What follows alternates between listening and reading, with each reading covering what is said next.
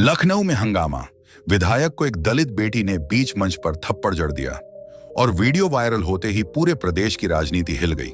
सवाल यह है कि यह बेटी कौन है और इसके पीछे असल कहानी क्या है।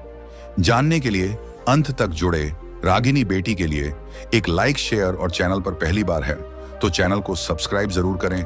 कमेंट में लिखें कविता भील जिंदाबाद, रागिनी यादव जिंदाबाद। लखनऊ का वो दिन बाकी दिनों जैसा नहीं था। शहर के बीचों बीच बने विशाल मैदान में मंच सजा था।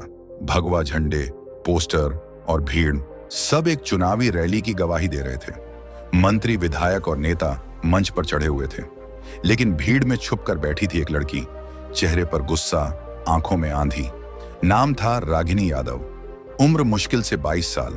कोई सोच भी नहीं सकता था कि चुपचाप बैठी ये लड़की अगले ही पल पूरे प्रदेश की राजनीति में भूचाल ला देगी।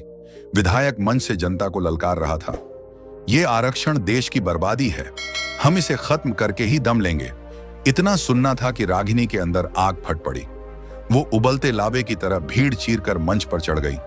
किसी को समझने का मौका नहीं मिला। वो सीधा विधायक के सामने खड़ी हुई और छटाक गूंजते थप्पड़ की आवाज से पूरा मैदान सन्नाटे में डूब गया। विधायक के चश्मे हवा में उड़े और भीड़ हक्का बक्का रह गई। रागिनी चिल्लाई, आरक्षण हमारे खून पसीने की कमाई है। हमारे बाबा साहेब ने हमें ये हक दिया है, इसे मिटाने की हिम्मत किसी में नहीं है। उस थप्पड़ का वीडियो पलक झपकते ही सोशल मीडिया पर छा गया। ट्विटर, फेसबुक, इंस्टाग्राम, हर जगह वही क्लिप घूम रही थी। दलित बेटी ने विधायक को मारा थप्पड़, ये हेडलाइन चैनलों पर दिन रात चमक रही थी। रागिनी का चेहरा हर जगह छप चुका था। कोई उसे दलित शेरनी कह रहा था तो कोई कानून तोड़ने वाली गुंडा, लेकिन सच्चाई क्या थी ये कोई नहीं जानता था। थप्पड़ के कुछ ही घंटे बाद पुलिस रागिनी के घर पहुंच गई। दरवाजा तोड़कर अंदर घुसी और उसे हथकड़ी पहना दी। माँ रो रो कर चिल्ला रही थी, मेरी बेटी ने सच कहा है, उसे गुनहगार क्यों बना रहे हो? लेकिन पुलिस वाले किसी पत्थर की तरह खामोश थे। रागिनी को थाने ले जाया गया। वहां एसपी खुद इंतजार कर रहा था। उसकी आंखों में नफरत थी।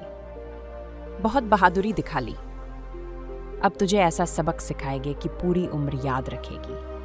थाने के अंधेरे कमरे में रागिनी को अकेला छोड़ दिया गया। बाहर से आवाजें आ रही थीं। मंत्री जी फोन पर हैं, वो चाहते हैं लड़की को चुप करा दिया जाए। रागिनी ने सब सुना। उसका दिल कांप उठा, लेकिन उसने होंठ भींच लिए।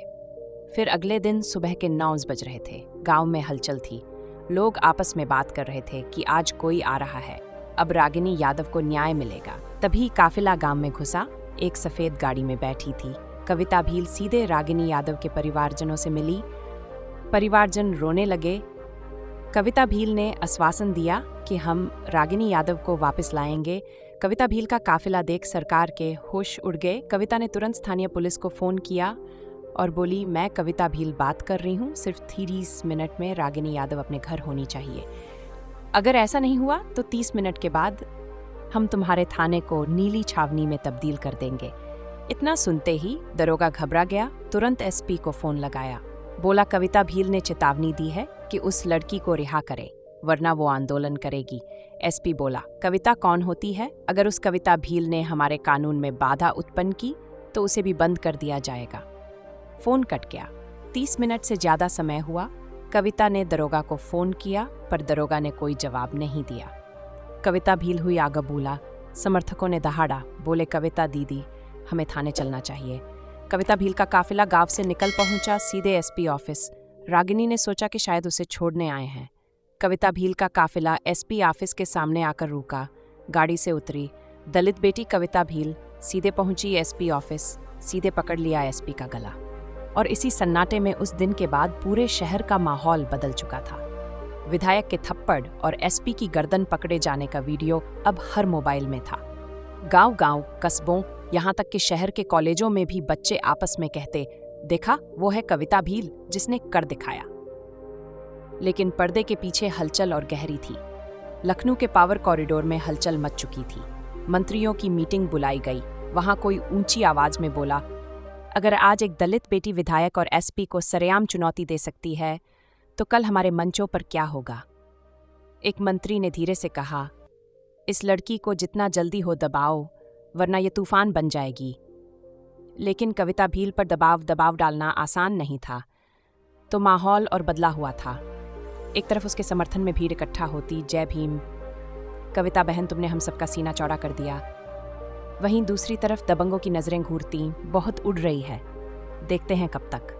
उस रात कविता की माँ ने धीरे से कहा, बेटी तूने जो किया वो साहस है, लेकिन अब डर लग रहा है। सत्ता के लोग दुश्मनी पालते हैं। कविता ने माँ का हाथ पकड़कर जवाब दिया, अम्मा डर कर जीना ही सबसे बड़ी गुलामी है। अगले ही हफ्ते कविता के खिलाफ मुकदमे दर्ज हो गए। सरकारी काम में बाधा डालने का, अफसर पर हमला करने का, शांति भंग करने का। लेकिन जैसे ही अदालत में सुनवाई शुरू हुई, बाहर हजारों लोग इकट्ठा हो गए। हम सब कविता भील हैं, ये नारे अदालत की दीवारों से टकराकर वापस गूंज रहे थे। जज ने देखा माहौल भारी है, भीतर तनाव था, बाहर जनता का सैलाब। क्या अदालत भी सत्ता के दबाव में झुकेगी या फिर न्याय की मशाल जलाएगी? इसी बीच कविता को एहसास हुआ कि कोई उसका पीछा कर रहा है। रात को जब वो घर लौट रही थी, एक काली स्कॉर्पियो गली के मोड़ पर खड़ी मिलती, उसके शीशों के पीछे धुंधली परछाया। उसने दोस्त सीमा से कहा, ये लोग हमें डराना चाहते हैं, लेकिन ये भूल रहे हैं कि डर अब मर चुका है। और फिर एक रात जब कविता किसी सभा से लौट रही थी, रास्ते में बाइक सवार नकाबपोशों ने उसकी गाड़ी पर हमला किया। एंटेन, पत्थर, गालियां। लेकिन भीड़ ने तुरंत प्रतिरोध किया। लोगों ने हमला करने वालों को दौड़ा लिया। उनमें से एक नकाब फट गया और चेहरा देखकर सब दंग रह गए। वो कोई गुंडा नहीं था, बल्कि स्थानीय विधायक का खास चेला था। अब सवाल यह है, क्या यह हमला सिर्फ चेतावनी थी या कविता की जिंदगी के पीछे कोई और बड़ा षड्यंत्र छुपा है? और क्या जनता हमेशा कविता के साथ खड़ी रहेगी या डर और लालच लोगों को तोड़ देगा? जानने के लिए देखिए एपिसोड 2। कविता भील को पसंद करने वाले कमेंट में लिखें, हम कविता भील के साथ हैं। वीडियो को लाइक, शेयर और चैनल को सब्सक्राइब जरूर करें। धन्यवाद। जय भीम।